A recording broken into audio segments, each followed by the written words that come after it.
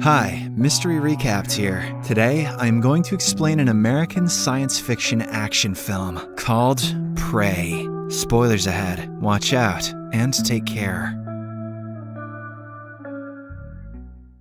The movie is set in the northern Great Plains during the early 18th century. This is the period when European settlers had already colonized most parts of the country. They looted the resources, killed the local natives, and destroyed the forests to build cities. At the start, we see a young Comanche girl, Naru, who enjoys hunting. She has a well-trained dog named Sari, who appears to be extremely loyal to her. One morning in the forest, Naru is practicing with her axe when she notices a deer. She decides to hunt it down. But a loud thunderclap causes the deer to flee. Not willing to give up, Naru and her dog pursue the deer with all their might, but still they are unsuccessful in capturing it. During the process, Sari's tail becomes entangled in a bear trap, causing him extreme pain. Luckily, Naru quickly comes to his rescue. Once she frees Sari from the trap, she also applies some natural remedies to his tail. Let me just rub some berries on that shit there. After this, the two prepare to return home, but just then, they hear a loud noise coming from the sky. Naru immediately goes to investigate, and when she reaches a nearby cliff, she sees a large alien ship flying through the clouds. Must have accidentally inhaled some of those berries. In the following scene, Naru meets her brother, Tabe, who is an excellent hunter. In fact, he is regarded as the fiercest fighter in the entire tribe. Whenever they go for a big hunt, Tabe is the one who leads them. Naru shares with him that she saw a thunderbird in the sky earlier. She also expresses that she is ready to join him in the upcoming hunt. However, Tabe does not believe that she is prepared, saying it is dangerous. Following this, Naru returns to her mother and assists her in preparing some medicine. As she is sharpening her axe, her mother inquires as to why she wants to hunt. Naru responds that she is as skilled as the others because she uses her intelligence more than her physicality. However, even her mother believes that she can't hunt. This proves that the Comanche people do not think that their women are capable of hunting like their male counterparts. A few moments later, Tabe arrives with a hunted bird for food, but Naru does not appear to be pleased with it. On the other hand, a dangerous-looking predator jumps out of the ship. He has extremely advanced weapons on him, like lasers, thermal vision, and also the ability to become invisible. To give us a brief demo of his abilities, the predator walks into the forest and effortlessly kills a giant snake.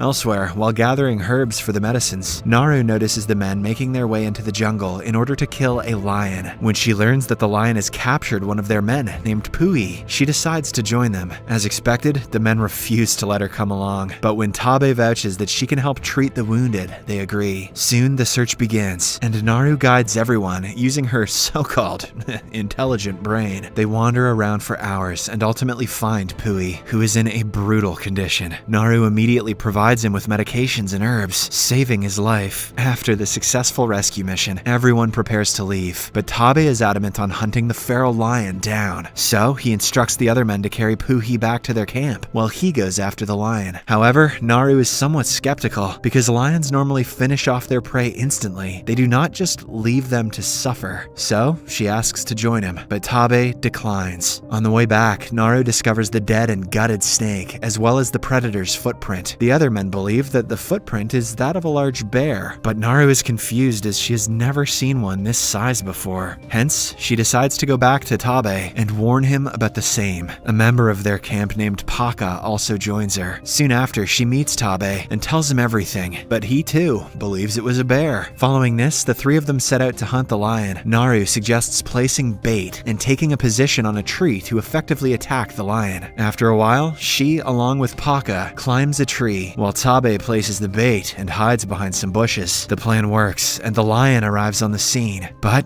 instead of going after the bait, it lunges towards the duo. At first, the lion kills Paka and slowly starts moving towards Naru. The latter is holding a spear, confident that she can defend herself, but right then, she notices the predator. This distracts her momentarily, allowing the lion enough time to strike her and knock her to the ground. A few hours later, Naru wakes up and finds herself back at the village camp. It turns out that her brother saved her from the lion and brought her home. Meanwhile, Tabe also arrives with the lion's head. All the villagers are proud of him, so the elders elevate him to the position of war chief. However, Naru remains convinced that there is something else in the forest and wishes to go back. She tells Tabe about it, but the latter dismisses her, stating that she is not prepared to hunt yet. Since no one believes her, Naru decides to take matters into her own hands. Early the next morning, she, along with her dog, heads to the forest to investigate. There, she makes a rope out of wood skins, ties it to her axe, and uses it as a boomerang. With the help of it, she is able to hunt down a rabbit, which she cooks in the forest and eats with Sari. Meanwhile, the predator is watching a wolf, which is about to pounce on a small animal. As soon as the wolf catches its prey, the predator attacks and kills it. Invisible 3D slice. On the other hand, Naru continues to move in search of clues about the predator. After a while, she arrives at a location where she discovers several dead buffalo with their skins ripped off. Naru is shocked and perplexed as to who could have done this, as buffaloes are regarded as symbols of honor and generosity in their culture. Alongside the bodies, she discovers a cigar, but Naru is unaware of what it is. After her investigation is done, she continues her journey until she falls into a swamp. To make matters worse, it turns out to be quicksand. Naru slowly drowns inside, and it appears as if she will suffocate to death. But fortunately, she still has her axe boomerang. Using this, she somehow manages to rescue herself. Naru then heads to the nearby river to clean herself up. Meanwhile, we see the predator noticing the same cigar. In the next scene, Naru discovers a large bear devouring its prey. Normally, even the bravest of villagers would run away from the beast, but Naru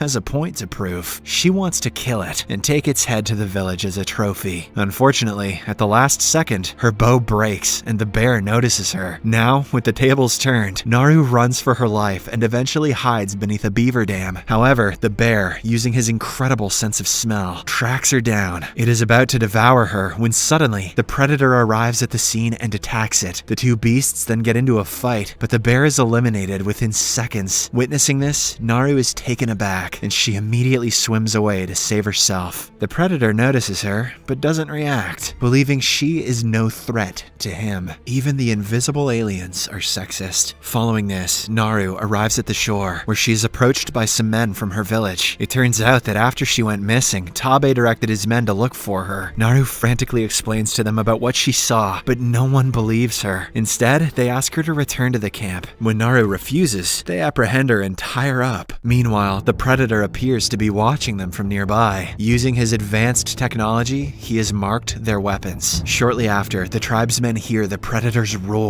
and notice some movement in the bushes. Scared, they take up their positions, and one of them fires an arrow into the bush. Then he slowly moves forward to investigate, only to discover that it is just a rabbit. This cracks up all the men, and they make fun of Naru's fear. But just then, 3 lasers point at the man's body, followed by metal arrows, killing him instantly. Because of this, the other men start shooting their arrows in random directions, and one of them hits the predator and exposes his real self. The men immediately begin attacking him, but the deadly alien is so powerful that oh god, I gotta chill. But the deadly alien is so powerful that he effortlessly kills the men one after another. The kills are sweet. Too bad you can't see them because of YouTube's stupid guidelines. As the fight goes on, Naru somehow frees herself and escapes from the area. Unfortunately, the predator kills all the men and starts pursuing her. Naru tries to lose him in the woods, but ends up getting caught in a bear trap. Soon, the predator approaches her, seemingly to finish her off. However, seeing her struggling and in pain, he stops. This makes Naru realize that the predator does not attack bait or unarmed ones. At the same time, some French hunters arrive with guns, knock Naru out, and kidnap her. In the next scene, she regains consciousness and finds herself trapped inside a wooden cage. She then notices a man smoking a cigar and learns that he is the one who killed the buffalo earlier. Just then, a translator approaches her and asks what she knows about the predator. When Naru does not respond, they reveal another hostage who is none other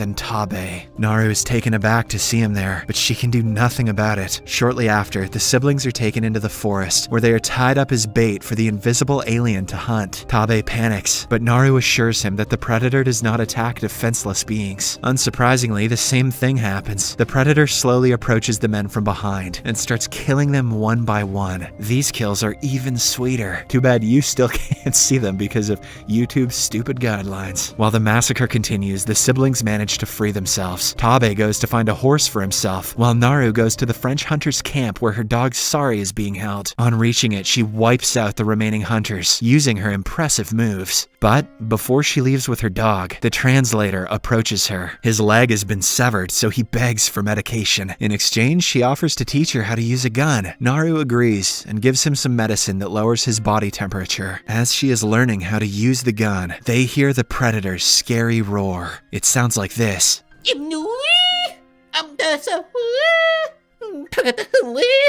So, Naru immediately hides behind a tree, while the translator pretends to be dead. Surprisingly, the predator isn't able to locate the translator because of his low body temperature. This makes Naru realize that he has a weakness after all, but the predator makes up for this rare weakness with his intelligence. He steps on all the corpses one by one. Most of them do not respond, but when it's the translator's turn, he screams in pain. Realizing that the human was only pretending to be dead, the predator kills him in a flash. After this, he spots Sari and aims his laser at it. However, as he is about to shoot, Tabe arrives out of nowhere and attacks the predator's head, causing his helmet to fall off. As a result, the laser present in the helmet points and shoots the tree rather than Sari. Seeing this, Naru realizes that the metal arrow is following the laser points rather than the enemy's location. By the time the predator retrieves his helmet, Tabe attacks him. Surprisingly, the tribesman goes toe-to-toe with him and even manages to land some impressive shots.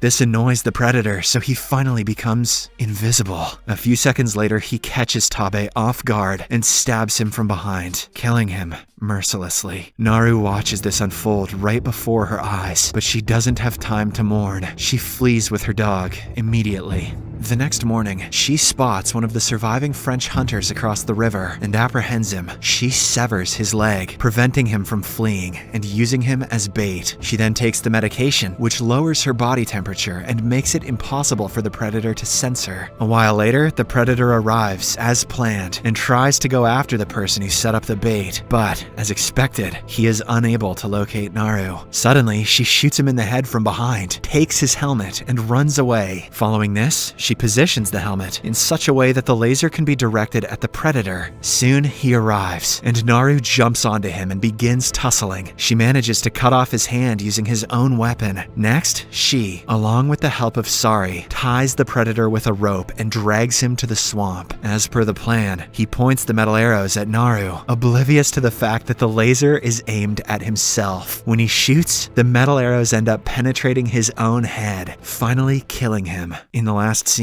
Naru returns to her village with the predator's head, making everyone proud of her. "Look everybody, Naru killed a fish," or what the hell is that? She is then declared as the new war chief, something which she has always dreamt of. Subscribe for more videos like this, turn on notifications, and leave a like to help the channel out. Thank you for watching.